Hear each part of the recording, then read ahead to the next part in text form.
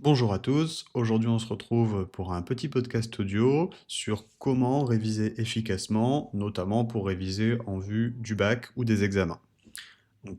Réviser une leçon ou un chapitre, c'est un travail qui est personnel tout d'abord, et qui nécessite d'abord de connaître les procédés qui vous permettent de comprendre et de mémoriser.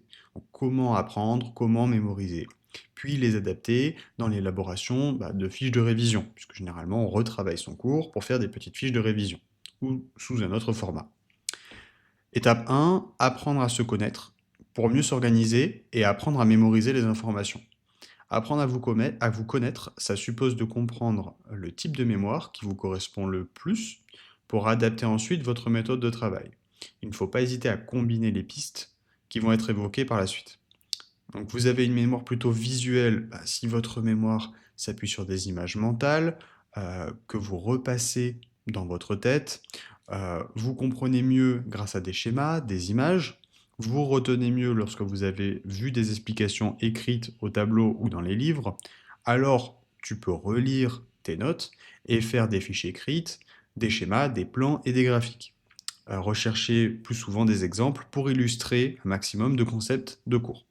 Soigne ta présentation et ta préparation de cours et souligne les titres. Deuxième méthode, vous avez une mémoire plutôt auditive. Si tu es plutôt auditif, c'est que tu as besoin d'entendre ou de réciter à haute voix pour apprendre et mémoriser, que tu retiens mieux lorsque les explications sont assez courtes et bien synthétisées, que tu vas à l'essentiel et que tu veux uniquement les idées principales. Vous êtes plus à l'aise dans les cours où l'on peut parler et s'exprimer. Alors, dans ce cas-là, tu peux reformuler ton cours en idée générale et expliquer à haute voix pour toi-même ou pour quelqu'un d'autre. Vous faire interroger par un tiers pour réciter à haute voix face à lui. Et pourquoi pas réciter ton cours dans un audio et le réécouter en podcast. Troisième point, tu as plutôt une mémoire kinesthésique. Si c'est ton cas, alors tu es plus à l'aise dans les situations où tu peux t'exprimer facilement. Vous retenez mieux si vous avez réellement participé au cours en posant des questions, en ayant été actif. Votre mémoire s'appuie sur des idées générales, plutôt abstraites, sans trop de détails. Tu peux alors relire tes notes en les rapprochant le plus possible d'exemples concrets, de situations vécues ou qui te sont personnelles.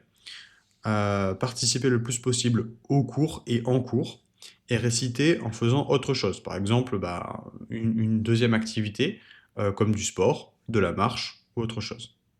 Donc là, c'est vraiment apprendre à mieux se connaître et à s'organiser. Est-ce que ta mémoire, elle est visuelle, auditive ou kinesthésique? En sciences cognitives, on n'est jamais l'un ou l'autre. On est généralement un ensemble des trois.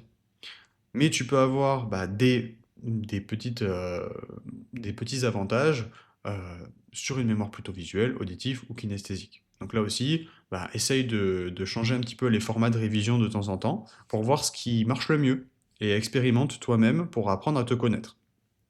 La deuxième étape, c'est pendant le cours en lui-même. C'est là que se joue l'essentiel de tes révisions après le cours. Lorsque tu es en classe, que tu suis ou que tu participes à un cours, ta prise de notes, elle doit être entièrement guidée par le fait que tu es en train de rédiger le matériau qui te servira ensuite à réviser. Donc, selon que tu aies une mémorisation plutôt visuelle, auditive ou kinesthésique, tu dois adapter ta façon de prendre des notes.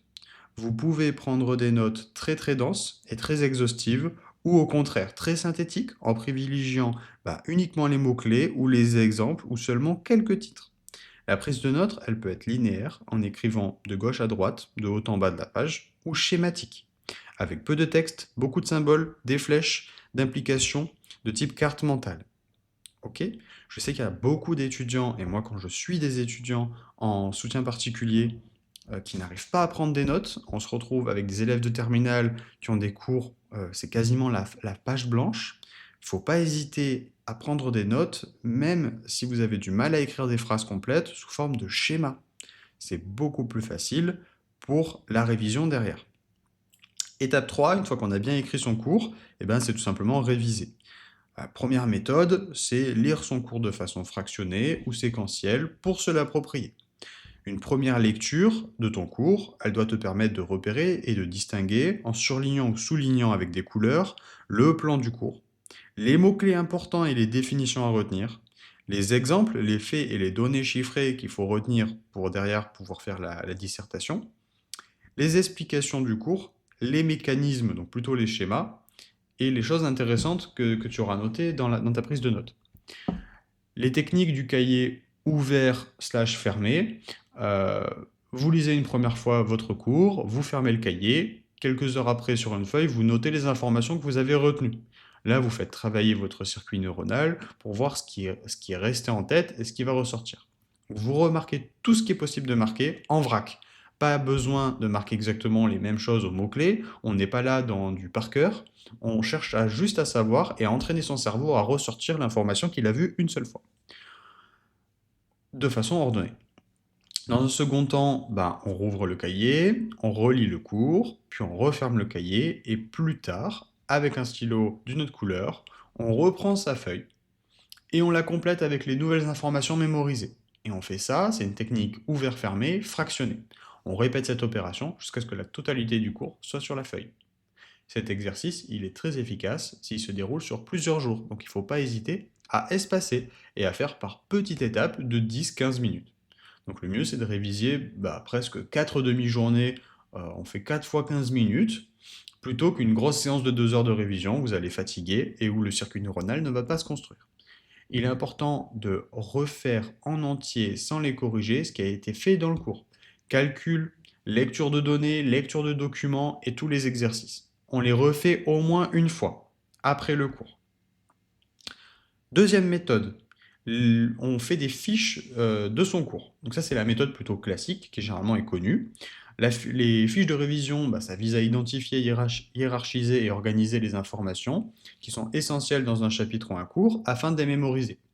C'est surtout en faisant la fiche qu'on mémorise. C'est la création de la fiche qui va vous faire mémoriser et qui va construire le circuit neuronal. Ce n'est pas la relecture ou l'apprentissage de la fiche qui va construire le circuit neuronal.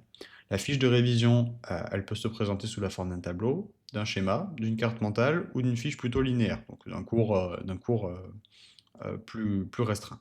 N'hésitez pas à utiliser des couleurs ou des formats d'écriture différents, minuscules, majuscules, etc.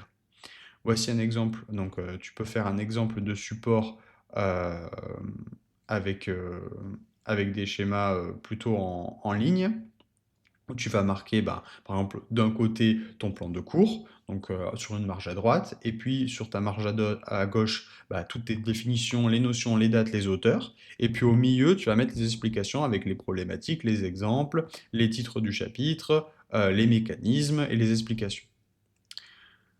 Bon, à l'aide de ces petites cartes et ces petites fiches Bristol sur lesquelles tu écris recto verso, tu peux aussi faire des petits quiz, des questions de connaissances, avec au verso la réponse. Tu peux utiliser une application de type flashcard pour fabriquer des cartes virtuelles, que tu peux utiliser également sur ton smartphone. N'hésite pas à mutualiser les cartes avec d'autres personnes, si tu as des camarades en classe, pour jouer et échanger sur ces questions-là régulièrement.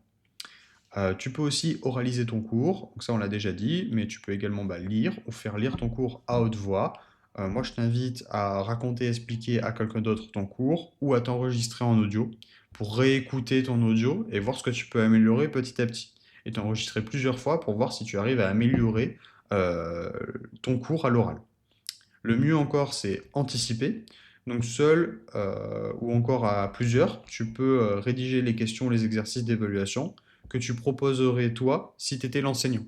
Donc quelles questions tu mettrais en place sur ce cours-là. Ça te permet d'anticiper un petit peu les questions techniques ou les questions difficiles qu'il pourrait y avoir à l'examen, puisque là c'est toi qui essayes de piéger les autres en essayant de concocter les pires questions possibles sur ton cours. Voilà, j'espère que ces petits conseils pour réviser efficacement un petit cours, ça t'a été utile. Et puis, bonne chance pour la suite et à bientôt pour une prochaine vidéo ou un prochain audio podcast. Je te remercie d'avoir suivi cette vidéo jusqu'au bout. Si mon contenu t'intéresse, je t'invite à te rendre sur le Patreon. C'est une plateforme en ligne où il y a plein de ressources pédagogiques, des cours et des audios pour te permettre d'avancer beaucoup plus rapidement qu'avec les vidéos YouTube. Donc tu peux passer membre et dès que tu es membre, tu peux prendre des cours particuliers en direct avec moi. Allez, je te remercie d'avoir suivi encore une fois cette vidéo jusqu'au bout. À la prochaine pour un autre cours ou une autre vidéo.